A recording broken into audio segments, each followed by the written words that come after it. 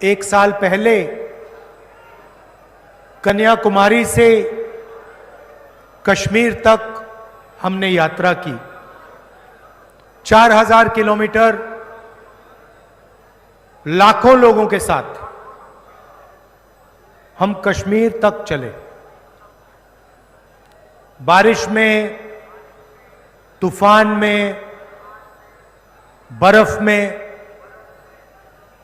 पैदल चले और यात्रा का लक्ष्य भारत को जोड़ने का था।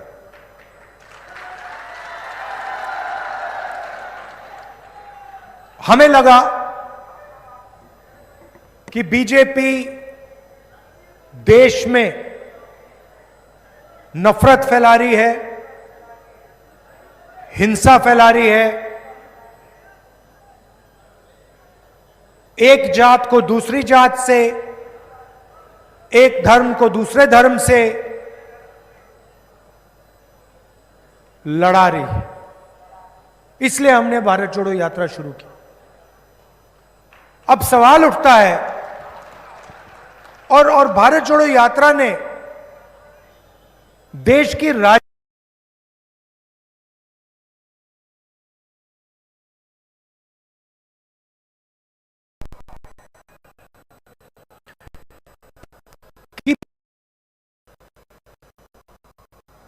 नफरत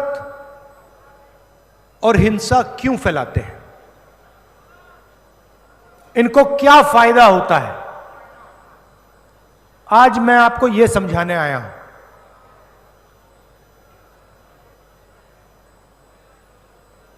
जेब कतरे होते हैं। जब दो जेब कतरे किसी की जेब काटना चाहते हैं तो सबसे पहले क्या करते हैं? क्या करते हैं? हां, ध्यान हटाने का काम करते हैं। एक आता है, आपके सामने आता है और आपसे कोई ना कोई बातचीत करता है, आपका ध्यान इधर उधर ले जाता है। पीछे से दूसरा आता है, जेब काट लेता है, चला जाता है। मगर जेब कतरा सबसे पहले ध्यान हटाता है। अब आप देखिए, हिंदुस्तान में सबसे बड़े मुद्दे कौन से हैं? सबसे बड़ा मुद्दा बेरोजगारी, गरीबी, महंगाई। इनके बारे में आपने कभी टीवी पे देखा है? कभी देखा आपने टीवी पे कि कोई बेरोजगार युवा खड़ा है, कह रहा भैया मैं बेरोजगार हूं? नहीं दिखेगा। भाइयों और बहनों, नरेंद्र मोदी जी का काम आपके ध्यान को इधर उधर करने का है।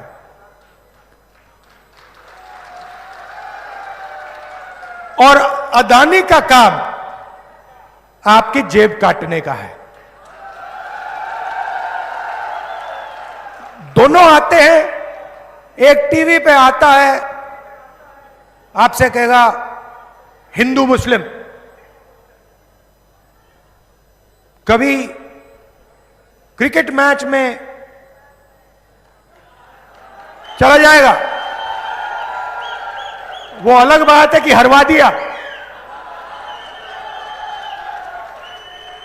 पनौती,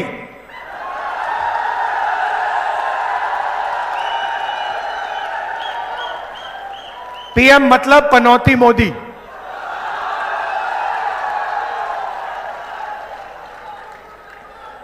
कभी आपको इधर ले जाएगा, कभी उधर ले जाएगा, कभी आगे पीछे, और पूरा का पूरा फायदा 4-5 उद्योगपतियों को देगा। उदाहरण देता हूं आपको। पिछले 9 साल में नरेंद्र मोदी जी ने 14 लाख करोड़ रुपया हिंदुस्तान के सबसे बड़े अरबपतियों का कर्जा माफ किया है। मैं आपसे पूछना चाहता हूं, इन 14 लाख लोगों में, 14 लाख करोड़ रुपए में जो इन्होंने 10-15 लोगों को दिया, इसमें से मुझे बताओ पिछड़ा कौन है, दलित कौन है, आदिवासी कौन है, किसान कौन है, मजदूर कौन है, छोटा दुकानदार कौन है? कोई नहीं। 14 लाख करोड़ रुपए माफ किए हैं अरबपतियों के, 10-15 लोगों के। पहले मोदी जी भाषण में कहते थे मैं ओबीसी हूं, जहां भी जाते थे मैं ओबीसी हूं। मैंने पार्लियामेंट में जाति जनगणना का सवाल उठाया। मैंने कहा कि देखिए मोदी जी, अगर आप ओबीसी हैं, अगर आप पिछड़ी जात के हैं,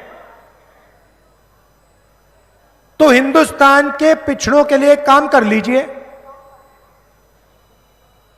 उनको उनकी सच्ची आबादी बता दीजिए, ये हैं कितने। पूरा देश जानता है कि देश में कम से कम 50% पिछड़े लोग हैं, मगर हिंदुस्तान की सरकार इस बात को मानने के लिए तैयार नहीं। जिस दिन मैंने जाति जनगणना की बात की, उस दिन नरेंद्र मोदी जी का नया भाषण आता है। कहते हैं भाइयों और बहनों, देश में कोई जात नहीं, देश में सिर्फ गरीब। अच्छा भाई, तो फिर आप ओबीसी कैसे? अगर देश में सिर्फ एक जात है वो गरीब, तो फिर आप ओबीसी क्यों कर रहे हो? नरेंद्र मोदी ने अपने भाषण इसलिए बदले क्योंकि वो पिछड़ों को उनका सच्चा हक नहीं देना चाहते हैं। दलितों को, आदिवासियों को अपना सच्चा हक नहीं देना चाहते हैं। भाइयों और बहनों, देश को एमपी एमएलए नहीं चलाते। आप किसी भी बच्चे से पूछ लो, 10 साल के बच्चे से पूछ लो, भाई बेटा क्या करना चाहते हो? छोटा बच्चा आपको कहेगा मैं आईएएस में जाना चाहता हूं। सही? सब कहेंगे मैं आईएएस में जाना चाहता हूं। उससे पूछो क्यों? क्योंकि आईएएस अफसर देश को चलाते हैं। एमएलए 5 साल चुनकर आता है, एमपी 5 साल चुनकर आता है, आईएएस अफसर पूरी जिंदगी बैठा रहता है और वो सरकार को चलाता है। हिंदुस्तान की सरकार को 90 आईएएस ऑफिसर चलाते हैं। नरेंद्र मोदी, उनके कैबिनेट सेक्रेटरी और 90 अफसर। पार्लियामेंट में मैंने सवाल पूछा, 90 अफसरों में से ओबीसी के कितने, दलित के कितने, आदिवासियों के कितने? भाइयों और बहनों, 90 अफसर में से जिनकी 50% आबादी है, जो देश की रीढ़ की हड्डी है, देश को चलाते हैं, खेती करते हैं, मजदूरी करते हैं, खून पसीना देते हैं, 90 में से 3 पिछड़ों के अफसर हैं। और अगर हिंदुस्तान की सरकार 100 रुपए खर्च करती है तो सिर्फ 5 रुपए का निर्णय ओबीसी अफसर लेते हैं। 50% आबादी, 5% भागीदारी। और नरेंद्र मोदी 24 घंटे कहते हैं मैं ओबीसी हूं, मैं ओबीसी हूं, मैं ओबीसी हूं। आदिवासियों की बात करता हूं। आपकी आबादी 12-14% है। आपकी भागीदारी 3 अफसर आपके और 100 रुपए में से 10 पैसे का निर्णय आप लेते हो। और उनकी सारी की सारी योजना देख लो आप, कोई भी योजना देखो, फसल बीमा योजना देखो, फसल बीमा योजना में 35,000 करोड़ रुपए जाता है। पैसा कहां से आता है? जीएसटी से आता है। अच्छा, आपने ये नीली शर्ट पहनी हुई है, आपने ये नीली शर्ट पहनी है, जितना पैसा आपने जीएसटी में इस शर्ट के लिए दिया उतना पैसा अदानी जी इस शर्ट के लिए देंगे। जीएसटी गरीब और अदानी एक जैसे देते हैं। आप 1 लीटर पेट्रोल खरीदो, अदानी 1 लीटर पेट्रोल खरीदे, जितनी आपने जीएसटी दी उतनी वो देगा। गरीब से गरीब व्यक्ति उतनी ही जीएसटी देता है जितनी अदानी देता है। तो 35,000 करोड़ रुपए आपसे आया, जीएसटी से आया। नरेंद्र मोदी जी ने 35,000 करोड़ रुपए 16 उद्योगपतियों को दिया। पूरा का पूरा योजना का पैसा 16 लोगों को दिया। भाई और बहनों, उन 16 लोगों में एक ओबीसी नहीं, एक दलित नहीं, एक आदिवासी नहीं, एक जनरल कास्ट का गरीब नहीं। अब जब किसान का खेत नष्ट होता है, उसको नुकसान होता है, किसान फोन लगाता है, कहता है भैया हमने योजना का पैसा भरा, 5,000 करोड़ रुपए हिंदुस्तान के किसान ने दिए। फोन करता है, उसे कहा जाता है भैया तुम्हें योजना नहीं मिल सकती, तुम्हें योजना का फायदा नहीं मिलेगा, तुम्हें तो पैसा नहीं मिलेगा बीमे का। ईमेल लगाता रहता है, कोई जवाब नहीं मिलता। जीएसटी का पैसा, आपका पैसा सीधा का सीधा 16 उद्योगपतियों को। अदानी को सारे एयरपोर्ट पकड़ा दिए, जयपुर एयरपोर्ट पकड़ा दिया, पोर्ट्स पकड़ा दिए, उनके लिए किसान बिल लाए। वो शुक्र की बात है कि किसान और कांग्रेस पार्टी खड़े हो गए, रद्द कर दिया हमने। मगर पूरा का पूरा फायदा उद्योगपतियों को। हमारी सरकार को देखिए, स्वास्थ्य योजना में हम हर व्यक्ति को 25 लाख रुपए तक देते हैं। मुझे बताओ 25 लाख रुपए में से, स्वास्थ्य बीमा योजना में से अदानी को कितना पैसा मिल रहा है? अदानी की जेब में कितना पैसा जा रहा है? 500 रुपए का हम सिलेंडर देते हैं, बताओ अदानी के जेब में कितना पैसा जा रहा है? यह फर्क है। यहां पे बहुत सारे लोग हैं, आप में से लोगों ने इलाज करवाया, किसी को कैंसर हुआ होगा, किसी को दिल की बीमारी होगी, चोट लगी होगी। आप में से सब लोगों ने राजस्थान में फ्री में इलाज कराया है, एक पैसा नहीं देना।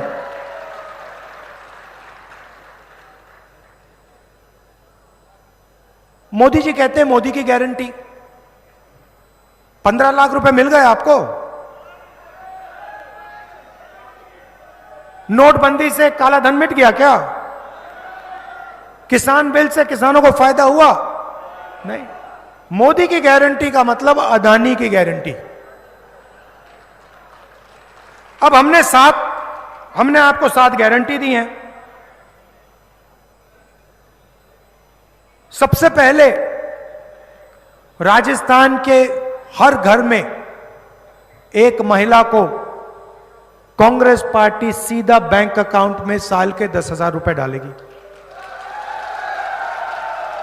इसमें से 1 रुपया अदानी को नहीं मिलेगा। जैसे ही हमारी सरकार बनेगी, मोदी जी पहले शिकायत करते थे 400 रुपए का सिलेंडर हो गया, उनके समय 1200 रुपए का है।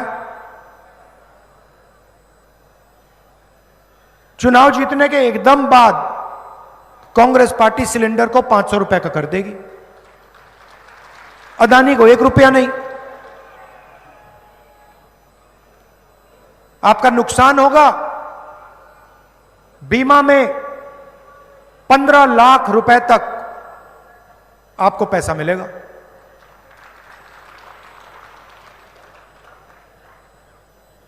शिक्षा में हमने अंग्रेजी स्कूल का जाल बिछा दिया और अगली सरकार राजस्थान के हर युवा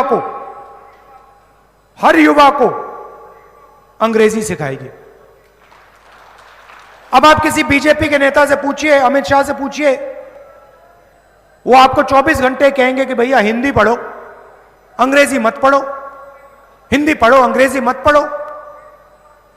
मगर उनके बेटे के बारे में पूछोगे, उनसे पूछो भैया आपका बेटा कहां पढ़ता है, कहेंगे भैया हमारा बेटा तो अंग्रेजी इंग्लिश मीडियम में पढ़ता है। तो गरीबों के बेटे अंग्रेजी ना सीखें, आपके बेटे इंग्लिश मीडियम पढ़े।